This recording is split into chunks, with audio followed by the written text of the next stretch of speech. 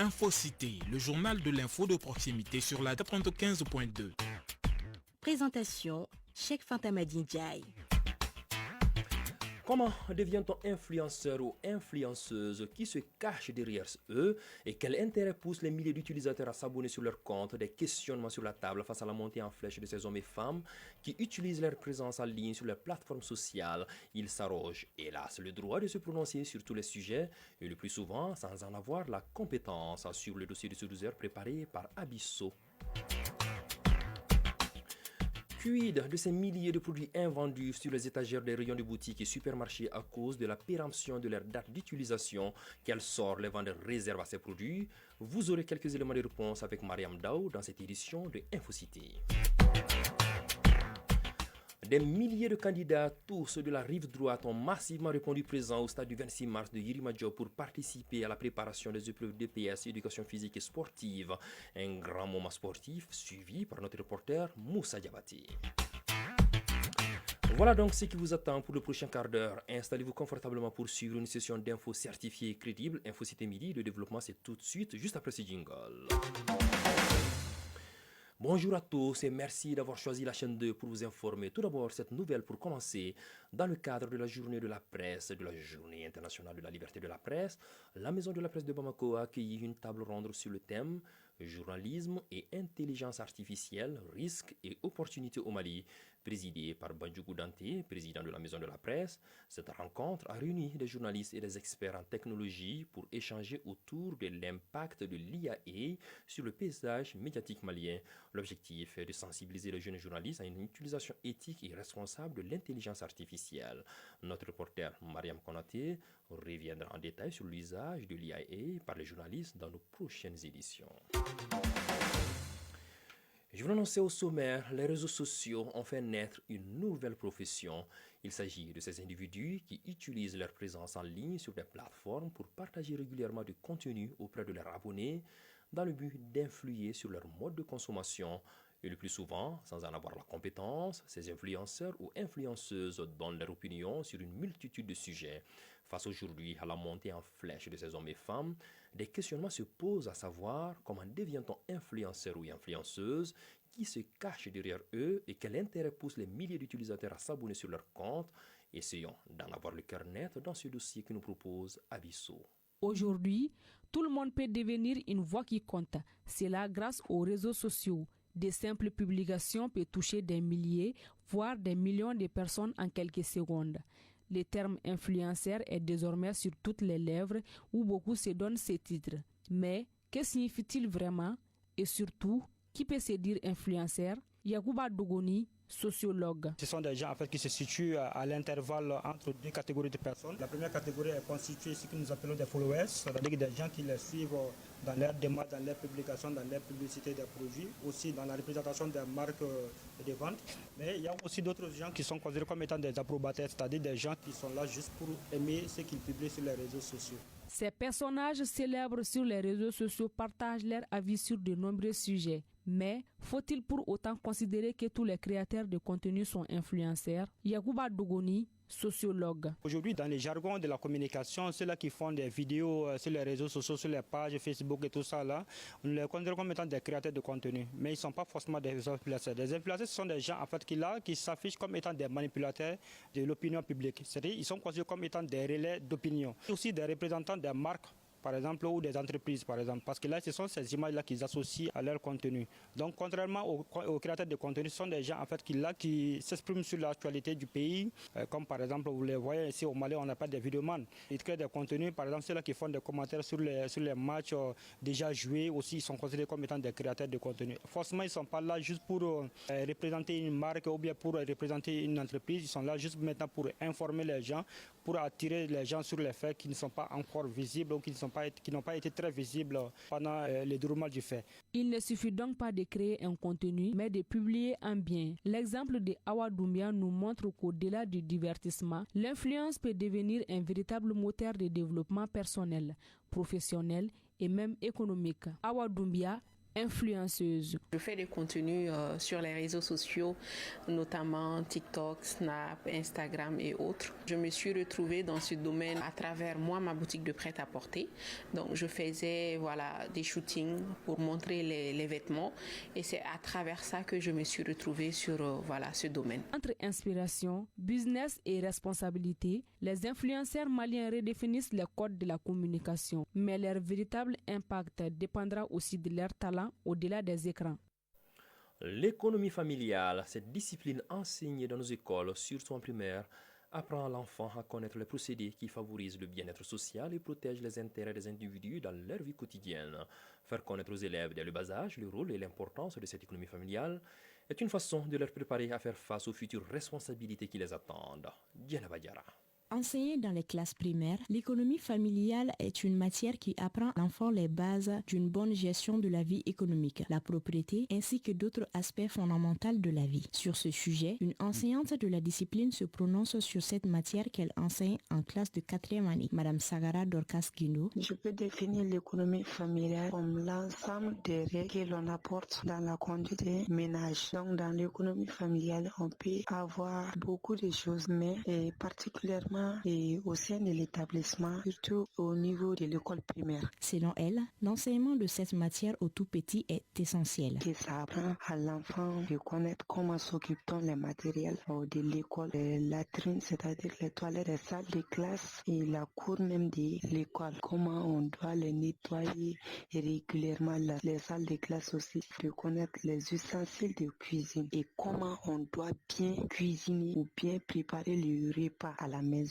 Et puis de connaître aussi différents types d'aliments. L'économie familiale enseigne à l'enfant les compétences pratiques, telles que la cuisine, la planification des repas et la gestion financière.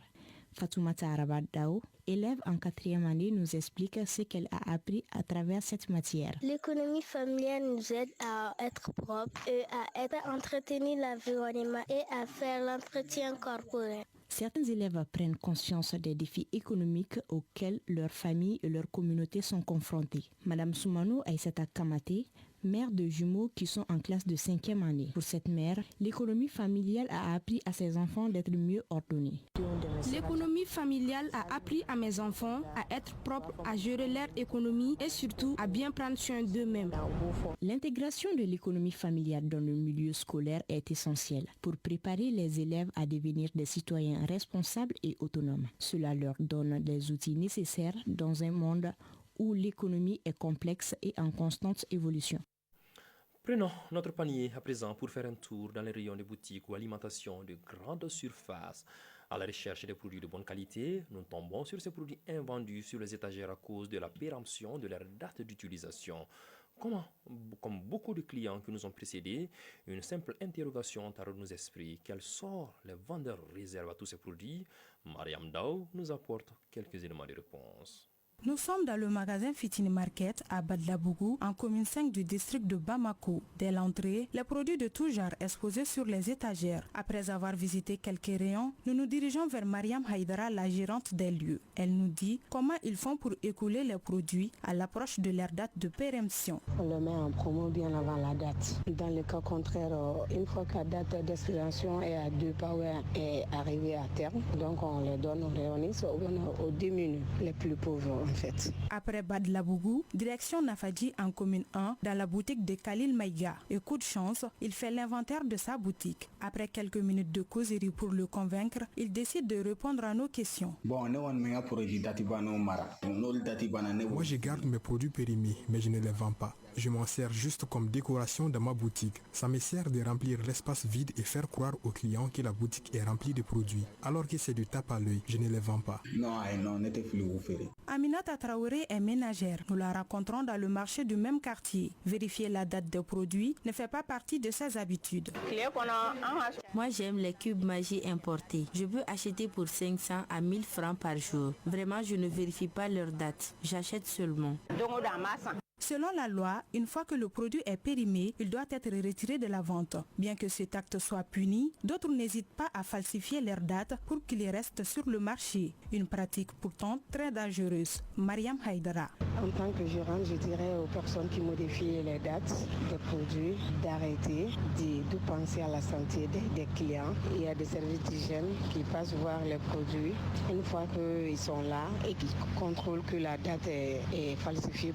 Il y a des amendes à payer. D'après Makan Fofana, vice-président de l'Association des consommateurs du Mali, ce sont des milliers de tonnes de produits périmés qui sont détruites chaque année. À chaque occasion, nous conseillons aux consommateurs d'être vraiment regardants par rapport aux dates de péremption des produits et de dénoncer quand l'occasion se présente au service technique ou à l'association des consommateurs du Mali. C'est à travers les dénonciations là que la DGCC parvient à avoir les 100 tonnes, les 40 tonnes, les 20 tonnes. C'est sur la base des dénonciations des consommateurs. Mieux consommer, mieux vivre. Si les grandes surfaces font des réductions de prix, tel n'est pas le cas pour les boutiquiers. Ces petits magasins visibles partout sont le plus souvent le nid de produits périmés. Alors vigilance pour les consommateurs, car personne n'est à l'abri de ces produits périmés. À noter que la vente des produits périmés est un délit sanctionné gravement par la loi.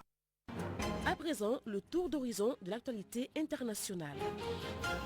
Un tour d'horizon que nous propose, comme tous les lundis, Khadija Traoré. Khadija, bonjour. Bonjour, chef. Tout va bien, j'espère. Oui, ça va. Heureux de vous recevoir dans ce studio du 26 mars.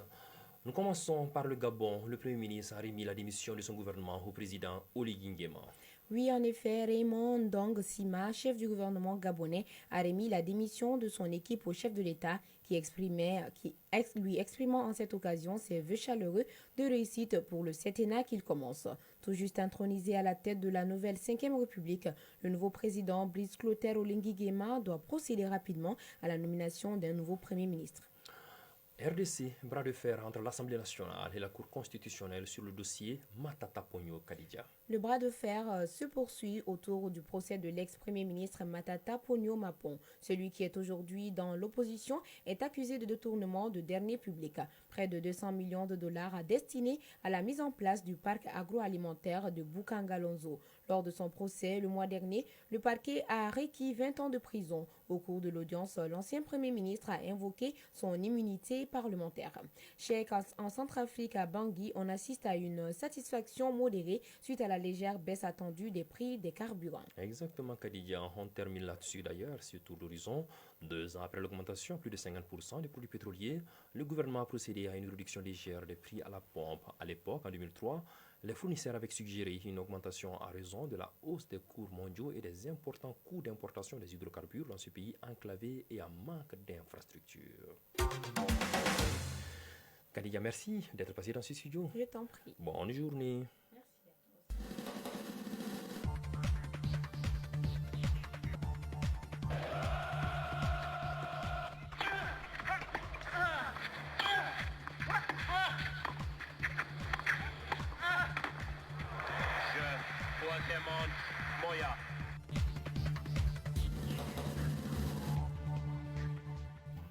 Je vous l'annonçais au sommaire, les capes de Banankabougou, de Senou, de Faladier, de Torukurubougou, de Kalabankouroa et de Bakodjikourouni, tous de la rive droite étaient présents pour préparer mentalement et physiquement les candidats aux épreuves DPS, éducation physique et sportive.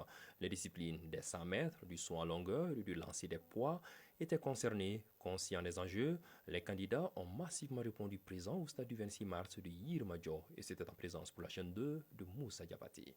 Réussir par l'effort, briller par l'honnêteté, non à la fraude. C'est le slogan de l'Académie d'enseignement de la rive droite avant les épreuves DPS d'IDF. Alou Damfaka, chargé des sports à l'Académie d'enseignement rive droite. On a fait de telle sorte que ceux qui sont aux examens, c'est-à-dire les élèves de la 9e ne participent pas, mais leurs aînés, c'est-à-dire les 8e et 7e participent, les secondaires aussi, tout ça pour préparer l'année académique prochaine. Les épreuves DPS sont une étape cruciale dans le processus de l'examen du DF, permettant de mesurer la performance physique des élèves. raison pour laquelle tous les caps de la rive droite étaient mobilisés pour cette phase préparatoire. Aminata Kanté, directrice de l'Académie d'enseignement rive droite. Vu l'engagement patriotique de nos chargés de sport à l'Académie et des conseillers au sport des différents caps, plus les professeurs DPS des différents établissements publics. À cet effet, chaque établissement des caps était représenté par 2 élèves, filles et garçons, par discipline de 100 mètres, du lancer de poids et du saut en longueur. Nabat Doukoura, élève. Je remercie mon professeur DPS. Grâce à lui, j'ai pu remporter cette étape. Du coup, je me prépare encore plus pour la phase officielle. Mohamed Ba, candidat ODF. On les prépare aussi par le foot et puis un peu de course. On fait un petit programme pour les leçons et puis les autres choses. Le matin, je me lave et puis je vais à l'école. Ce que j'ai fait, le soir, je reprends mon cahier et puis je révise. Les professeurs d'EPS soulignent l'importance de l'éducation physique et sportive dans l'enseignement de base. Abdul Karim Fanyinke, professeur d'EPS. Ça peut apporter beaucoup de choses aux élèves. La santé physique, la santé mentale, etc. Cette année, la rive droite compte 42 692 candidats, dont 22 621 filles. ODF. Le 15 mai, c'est pour les épreuves officielles d'EPS et le 2 juin, les épreuves écrites.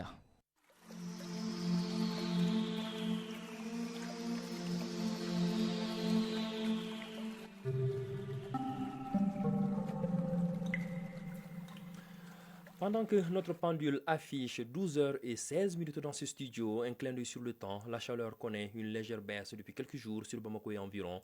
En ce lundi 5 mai, le mercure affiche en ce moment 33 degrés Celsius et 40 degrés comme température maximale est attendue au cours de cette journée légèrement ensoleillée. Quant au soleil, il se couchera à 18h47. Point final à cette édition que j'ai eu l'immense bonheur de vous présenter. À sa réalisation, on avait le duo Mama Koromba Koulibaly et Assit Andjakite. La mise en onde était assurée par Pendandao, assisté de Fatou. Fatou comment déjà Fatou, voilà, de Fatou. Et la mise en ligne est assurée par Mohamed Koulibaly, coordination éditoriale, Nyanya Aliou Traoré, Sédou Traoré. Pour le Mali, paix et bénédiction d'Allah. Surtout, ne décrochez pas, le sport s'installe sur les ondes de la FM Leader, juste après ceci.